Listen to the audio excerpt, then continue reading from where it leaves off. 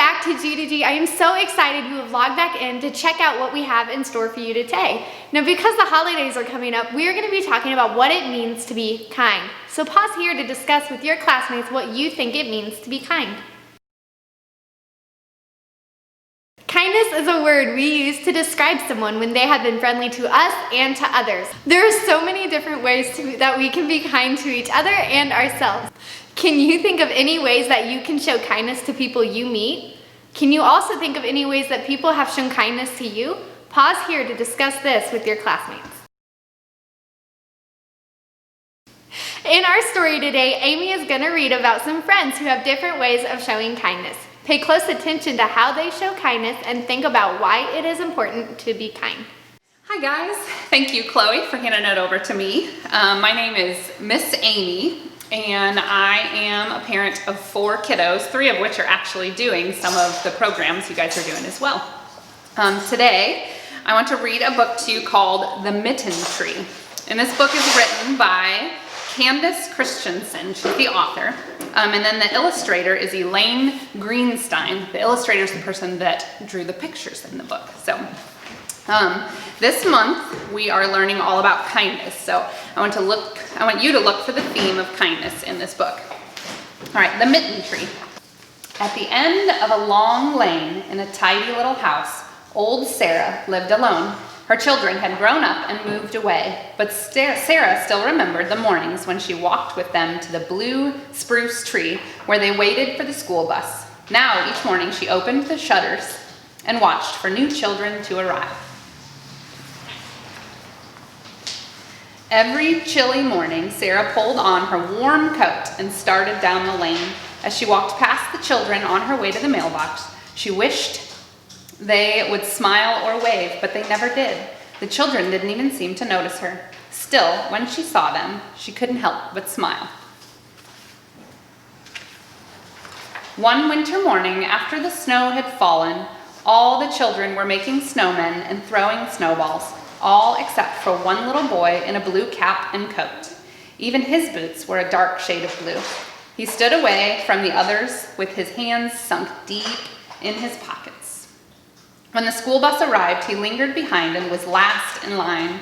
As Sarah watched the little boy climb into the bus, she could see one thing. He had no mittens. All that day, Sarah couldn't stop worrying about the little boy with no mittens. Late in the afternoon, as the sky grew dark, Sarah dug through the basket of yarn scraps she had saved for many years. She found her needles and 4 shades of blue wool. Then Sarah began to knit. Sarah worked late into the night. When the sun began to rise, she hurried to the bus stop and hung the mittens on the old blue spruce tree. From behind the hedge, Sarah watched. The little boy was the first to arrive. He saw the mittens. He reached up and tried them on. They fit. With a big smile, he made a perfect snowball and threw it high into the winter sky. Soon, a little girl in a red coat arrived. Her mittens didn't match. That night, Sarah knitted with red yarn. Every day now, as Sarah went to the mailbox, she watched for children without mittens. Then she would hurry home and knit. Early in the morning, she would hang the new mittens on the tree. The children loved the game.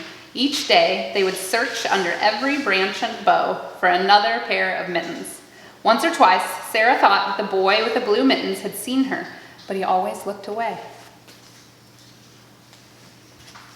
Night after night, Sarah knitted mittens in every color. Some had stripes, some had hearts, some even had little snowflakes all over them. Somehow, even though she had never spoken to the children, Sarah felt that they had become her new family. On the last day before winter vacation, Sarah awakened before dawn. She took the empty basket that had once held her yarn and filled it to the brim with mittens. Out the door and down the steps she headed. When she got to the blue spruce tree, she hung mittens on every branch. The boy with the blue mittens was the first to arrive. He stood very still and waited for the others. In fact, all the children stood very still for a few minutes, looking at the mysterious, beautiful mitten tree. When they boarded the bus, each child now wore a new pair of mittens. Sarah watched as one by one their faces appeared in the bus window. Still, no one looked her way as she started home. But Sarah's heart was full. It was as full as when the sounds of her own children had filled her house. As Sarah neared her porch and climbed the steps, she saw something waiting for her. There in the corner was a basket woven with thick brown vines and decorated with a large white bow. In it were balls and balls of beautiful, colorful yarn. To this day, Sarah knits mittens for all the children in her town. Every time her basket is empty, a new full one appears. Sarah doesn't know who the yarn is from. The children still don't know who the mittens are from. But someone must. The end.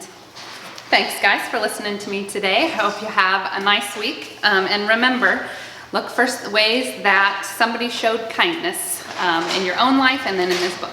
Have a great day. Thanks, Amy, for the story. Now, friends, think back to the story. In what ways did you see kindness demonstrated? Pause here to discuss with your classmates.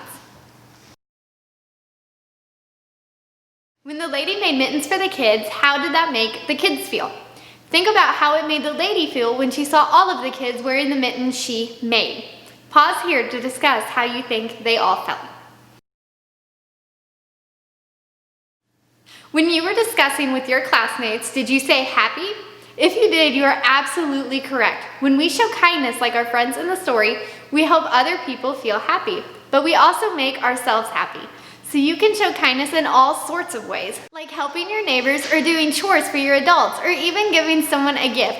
When we see other people smile, we smile too, right? How awesome is that? So this holiday season, we are going to demonstrate some kindness through our craft. We are going to be making some mitten decorations, which starts right now.